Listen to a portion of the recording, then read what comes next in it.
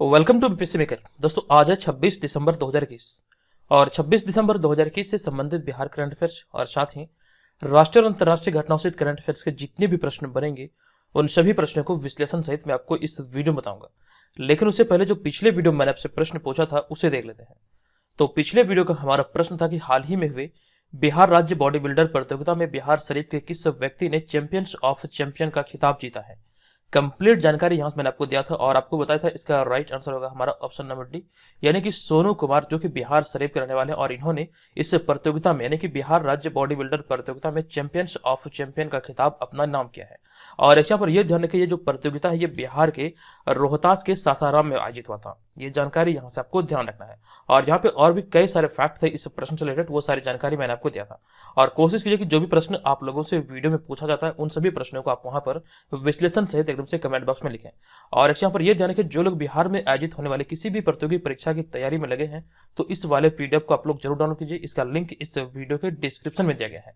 और जो अभी क्रिसमस के अवसर पर एक ऑफर चल रहा है तो आप लोग इसका भी भरपूर लाभ उठा सकते हैं।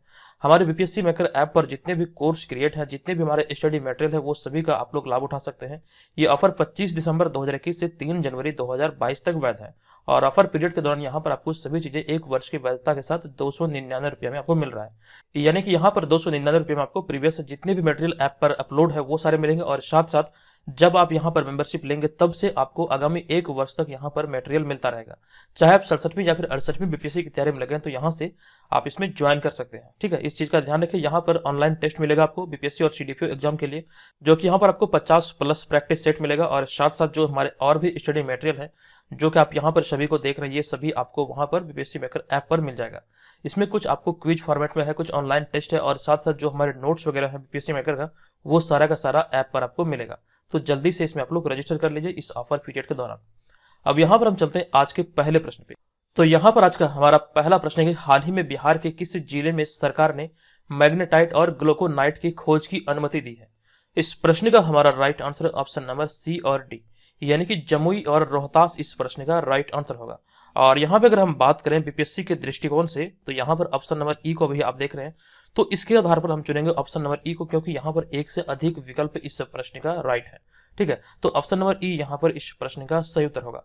अब यहाँ पर आपको इस प्रश्न के बारे में विस्तृत जानकारी दे दूं कि बिहार सरकार ने जमुई और रोहतास में हाल ही में मैग्नेटाइट और साथ साथ ग्लूकोनाइट खनिज की खोज के लिए अनुमति दी है।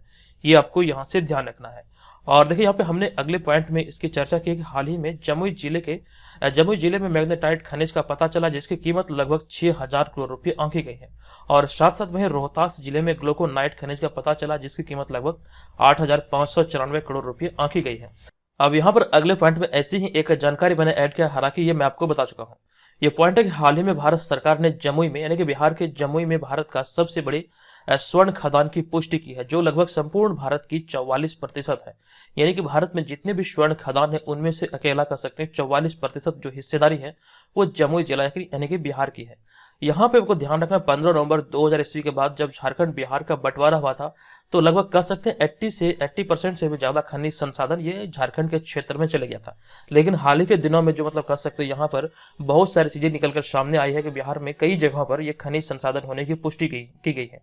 और ऐसे में ही अभी जमुई में कह सकते हैं कुछ पुष्टि भी और साथ साथ रोहतास भी इसमें शामिल है। तो ये सारी चीजें यहाँ से आप लोग ध्यान रखें, इस तरह के प्रश्न आपके इंटरव्यू तक आपको मदद करेगा। ठीक है, अब यहाँ पर हम चलते हैं अगले दूसरे प्रश्न पे। हमारा दूसरा प्रश्न है कि हाल ही में बिहार में पहली बार आयुष्मान भारत कार्ड में कौन सी बीमारी के इलाज का पैकेज जोड़ा गया है। आयुष्मान भारत कार्ड में बिहार में कौन सी बीमारी का इलाज का पैकेज जोड़ा गया है। इस प्रश्न का हमारा right answer option number D, यानी कि किडनी ट्रांसप्लांट इस प्रश्न का राइट आंसर होगा। बिहार में ऐसी पहल पहली बार की गई है, तो ऑप्शन नंबर डी यहाँ पर इसका राइट आंसर होगा। आपको इस प्रश्न के बारे में बता दूं कि हाल ही में बिहार में पहली बार आयुष्मान भारत कार्ड में किडनी ट्रांसप्लांट के इलाज का पैकेज जोड़ा गया है और इससे लोगों को काफी राहत मिलेगी। देखिए यहाँ पर अगर हम बात करें किडनी ट्रांसप्लांट की, तो किडनी ट्रांसप्लांट कराना कह सकते हैं बहुत ज्यादा मतलब कह सकते हैं इसमें खर्च करना पड़ता है। तो इसको देखते हुए भी हाल ही में सरकार ने यह निर्णय लिया कि इसको भी मतलब कह सकते हैं आयुष्मान भारत कार्ड के अंतर्गत इसे शामिल किया जाए। और अगर हम बात करें ऐसी सुविधा की, तो ऐसी सुविधा मध्य प्रदेश, छत्तीसगढ़ और ऐसे कई राज्यों में पहले से ही दी जा रही है। तो ये भी आपको ध्यान रखना है। अब यहाँ पे हमारा अगला होगा तीसरा प्रश्न। यह प्रश्न है कि हाल ही में मुख्यमंत्री नीतीश कुमार द्वारा पूर्वी चंपारण में समाज सुधार अभियान की शुरुआत की गई है, यह कब तक चलाई जाएगी। इंपॉर्टेंट प्रश्न है, इस अभियान का नाम है समाज सुधार अभियान। इसकी शुरुआत अभी हाल ही में पूर्वी चंपारण जिले में की गई है। अब यहाँ पे प्रश्न पूछा गया, यह कब तक चलाई जाएगी। इस प्रश्न का हमारा राइट आंसर होगा ऑप्शन नंबर बी, यानी कि 15 जनवरी 2022 तक इस अभियान को संचालित किया जाएगा। आपको इस प्रश्न के बारे में बता दूं कि हाल ही में मुख्यमंत्री नीतीश कुमार द्वारा पूर्वी चंपारण के मोतिहारी में समाज सुधार अभियान की शुरुआत की गई है और यह 15 जनवरी 2022 तक चलेगा। अब यहाँ पर देखिए बात आई है मुख्यमंत्री नीतीश कुमार की। तो मुख्यमंत्री नीतीश कुमार के बारे में एक उपलब्धि आप ध्यान रखिए, ये आपके एग्जाम में पूछे जा सकते हैं। अगर हम बात करें बतौर मुख्यमंत्री के, तो बतौर मुख्यमंत्री इन्होंने 15 बार गांधी मैदान में झंडा फहराया है और इस बार कह सकते हैं 15 अगस्त 2021 को इन्होंने 15वीं बार गांधी मैदान में झंडा फहराया है और ये एक रिकॉर्ड स्थापित किया। इससे पहले जो ये रिकॉर्ड था 14 बार झंडा फहराने का, तो ये बिहार के पहले मुख्यमंत्री श्री कृष्ण सिंह के नाम था। तो ये भी आप यहाँ से ध्यान रखिए। अब यहाँ पे हमारा अगला होगा चौथा प्रश्न। यह प्रश्न हाल ही में बिहार की राजधानी पटना में पुस्तक lost among equals power caste and politics in Bihar villages का विमोचन हुआ है। इसके लेखक कौन है? मोस्ट इंपॉर्टेंट प्रश्न है और यहाँ पे अगर हम इस प्रश्न के राइट आंसर की बात करें तो इस प्रश्न का हमारा right answer option number A, यानी कि डॉक्टर M.R. शरण इस प्रश्न का सही उत्तर होगा। अब यहाँ पर आपको इस प्रश्न के बारे में विस्तृत जानकारी दे दूं कि बिहार के मुख्य सचिव त्रिपुरारी शरण ने आद्री में अमेरिका के मैरीलैंड विश्वविद्यालय के डॉक्टर M.R. शरण द्वारा लिखी गई पुस्तक lost among equals power caste and politics in Bihar villages का विमोचन किया है। आप जो यहाँ पर इस इमेज में देख रहे हैं यही है डॉक्टर M.R. शरण। अब यहाँ पे देखिए हमने इसके अगले पॉइंट में चर्चा की है, इस पुस्तक है यानी कि यह पुस्तक सामाजिक आर्थिक जैसे विषयों की कहानी के रूप में लिखा गया। और यहाँ पे इसी में हमारा अगला पॉइंट है, इस पुस्तक में ग्रामीण बिहार के लोग राजनीति और विकास के बारे में वास्तव में क्या सोचते हैं इस पर भी प्रकाश डाला गया है। ये इस पुस्तक में ये सारी बातें कही गई हैं। तो यह चीजें यहाँ से आप लोग ध्यान रखिए, आपके एग्जाम के दृष्टिकोण से महत्वपूर्ण हो सकते हैं। खासकर जो बुक वाले जो सेगमेंट है, बुक वाले जो प्रश्न बनते हैं, तो यहाँ से आपको याद रखना है। हमारा अगला होगा पांचवा प्रश्न। यह प्रश्न हाल ही में किन देशों के बीच मालगाड़ियों की रेल लाइन को 10 साल बाद फिर से शुरू कर दिया गया है? इंपॉर्टेंट प्रश्न है और इस प्रश्न का हमारा राइट आंसर ऑप्शन नंबर ई, यानी कि यहाँ पर अगर बात करें तो उपयुक्त में से एक से अधिक विकल्प इस प्रश्न का राइट आंसर होगा। और इसके तहत अगर बात करें बी, सी और डी, अर्थात ईरान और साथ साथ पाकिस्तान और साथ साथ तुर्की, ये तीनों कह सकते हैं देशों के बीच मालगाड़ियों की जो परिचालन शुरू हुआ लगभग 10 साल बाद पुनः इसे शुरू किया गया है। आपको इस प्रश्न के बारे में विस्तृत जानकारी दे दूं कि हाल ही में पाकिस्तान, ईरान और तुर्की के बीच मालगाड़ियों की रेल लाइन को 10 साल बाद फिर से शुरू कर दिया गया है। और यहाँ पे हमारा अगला पॉइंट है कि तीनों देशों ने क्षेत्रीय संपर्क और आपसी कारोबार को बढ़ाने के लिए इस रेल मार्ग को शुरू किया है, जो कि कह सकते हैं 10 साल बाद इसे पुनः शुरू किया गया है। हमने यहाँ पे नेक्स्ट पॉइंट में चर्चा की है कि तीनों इस्लामिक देश निकट भविष्य में इसी मार्ग पर यात्री रेल भी कह सकते हैं यात्री रेल सेवा भी शुरू करने की योजना बना रहे हैं। अब यहाँ पे देखिए पाकिस्तान की चर्चा हुई, तो पाकिस्तान के बारे में ध्यान रखिए। हाल ही में पाकिस्तान को FATF की ग्रे लिस्ट में बरकरार रखा गया और वहीं पे अगर हम बात करें तुर्की की, तो तुर्की को भी FATF की ग्रे लिस्ट में शामिल कर दिया गया है। और नेक्स्ट पॉइंट हमारा यहाँ पर यह है, ईरान की चर्चा हमने किया था, तो हाल ही में ईरान शंघाई सहयोग संगठन यानी कि SCO का 9वां सदस्य देश बना है। अब यहाँ पे हम चलेंगे अगले छठे प्रश्न पे। हमारा अगला होगा छठा प्रश्न। यह प्रश्न हाल ही में हुरून रिसर्च इंस्टीट्यूट के रिपोर्ट के अनुसार यूनिकॉर्न की संख्या के मामले में भारत किस स्थान पर है? तो इस प्रश्न की अगर हम बात करें तो इसका राइट आंसर होगा हमारा ऑप्शन नंबर ए, भारत इस मामले में तीसरे स्थान पर है, यानी कि ऑप्शन नंबर ए यहाँ पर इस प्रश्न का राइट आंसर होगा। आपको इस प्रश्न के बारे में विस्तृत जानकारी दे दूं कि यूनिकॉर्न की संख्याओं के मामले में भारत ने ब्रिटेन को पीछे छोड़कर तीसरा स्थान हासिल किया है। ये आप यहाँ पर ध्यान रखिए। यूनिकॉर्न की अगर हम बात करें तो इस मामले में भारत ने तीसरा स्थान हासिल किया है। अब यहाँ पर आपको इस प्रश्न के बारे में विस्तृत जानकारी और भी दे दूं कि हुरून रिसर्च इंस्टीट्यूट के आंकड़े के अनुसार एक वर्ष के दौरान भारत में 33 यूनिकॉर्न अस्तित्व में आए हैं और साथ साथ इसके साथ भारत में यूनिकॉर्न की कुल संख्या 54 हो गई। ये भी ध्यान रखिए। अभी जो रिपोर्ट अभी हाल ही में जारी किया गया हुरून रिसर्च इंस्टीट्यूट के द्वारा, इसके अनुसार अगर हम बात करें तो एक वर्ष में भारत में अगर हम बात करें तो यूनिकॉर्न जो आए हैं अस्तित्व में, ये 33 यूनिकॉर्न अस्तित्व में आए थे। यूनिकॉर्न की भी हम लोग चर्चा करेंगे, यूनिकॉर्न आखिर होता क्या है। और यहाँ पे हमने अगले पॉइंट पे लिखा था, इसके साथ ही भारत में यूनिकॉर्न की कुल संख्या बढ़कर के 34 हो गई है और पिछले वर्ष दुनिया भर में भारत चौथे स्थान पर रहा था, लेकिन इस वर्ष जो रिपोर्ट अभी हाल ही में जारी किया गया है इसमें भारत तीसरे स्थान पर रहा है। अब यहाँ पर देखिए यूनिकॉर्न की चर्चा की है हमने कि यूनिकॉर्न ऐसी स्टार्टअप कंपनियों को कहा जाता है जिनका मूल्यांकन $1 अरब के पार पहुंच जाता है और इसी आधार पर किसी भी कंपनी या फिर किसी भी स्टार्टअप को या फिर स्टार्टअप कंपनियों को यूनिकॉर्न श्रेणी में रखा जाता है या फिर यूनिकॉर्न कहा जाता है। ये यहाँ से ध्यान रखिए। अब देखिए यहाँ पे हमने चर्चा की है कि यूनिकॉर्न की संख्या के मामले में शीर्ष पर अमेरिका तथा दूसरे स्थान पर चीन है। इस वर्ष जो ये अभी हाल ही में जो रिपोर्ट जारी किया गया तो इसके अनुसार अगर हम बात करें तो वर्तमान में अमेरिका इसमें शीर्ष पर है और साथ साथ जो पड़ोसी देश चीन है ये दूसरे स्थान पर है।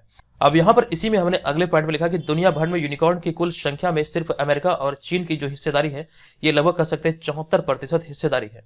तो ये पॉइंट यहाँ से ध्यान रखिए। आई होप कि यहाँ पर आप ये प्रश्न को यानी कि यूनिकॉर्न से रिलेटेड संबंधित चीजों को याद रखेंगे। अब यहाँ पे हमारा अगला है 7वां प्रश्न। यह प्रश्न है कि 94 ऑस्कर पुरस्कारों की सूची में किस भारतीय डॉक्यूमेंट्री को यानी कि किस भारतीय डॉक्यूमेंट्री फिल्म को शॉर्टलिस्ट किया गया है। इंपॉर्टेंट प्रश्न और इस प्रश्न का हमारा right answer option number B यानी कि राइटिंग विद फायर इस प्रश्न का राइट आंसर होगा। आपको इस प्रश्न के बारे में विस्तृत जानकारी दे दूं कि हाल ही में academy for motion pictures arts and sciences की तरफ से 94 ऑस्कर पुरस्कारों के 10 वर्गों में शॉर्टलिस्ट की गई फिल्मों की सूची जारी की गई है। और यहाँ पे हमने अगले पॉइंट में लिखा कि प्रत्येक वर्ग में शीर्ष 15 फिल्मों को शामिल की गई है। और इसी में नेक्स्ट पॉइंट यह है कि इनमें रिंटू थॉमस और सुमित घोष द्वारा निर्देशित भारतीय documentary film writing with fire ने डॉक्यूमेंट्री फीचर वर्ग में शीर्ष 15 में जगह बनाई है। तो यहाँ से आपको ध्यान रखना, भारतीय अगर डॉक्यूमेंट्री फिल्म की बात किया जाए तो राइटिंग विद फायर को यहाँ पर इसमें 94 ऑस्कर पुरस्कारों में कह सकते हैं शॉर्टलिस्ट किया गया या फिर इस सूची में से शामिल किया गया है। हमारा अगला होगा 8वां प्रश्न। यह प्रश्न हाल ही में डीआरडीओ द्वारा किस मिसाइल का सफलतापूर्वक परीक्षण किया गया है। इंपॉर्टेंट प्रश्न और इस प्रश्न का हमारा राइट आंसर परलय यानी कि ऑप्शन नंबर डी इसका राइट आंसर होगा। आपको इस प्रश्न के बारे में विस्तृत जानकारी दे दूं कि 22 दिसंबर 2021 को डीआरडीओ की ओर से उड़ीसा के चांदीपुर के कलाम द्वीप से स्वदेशी बैलिस्टिक मिसाइल प्रलय का सफलतापूर्वक परीक्षण किया गया। इस मिसाइल का नाम है प्रलय।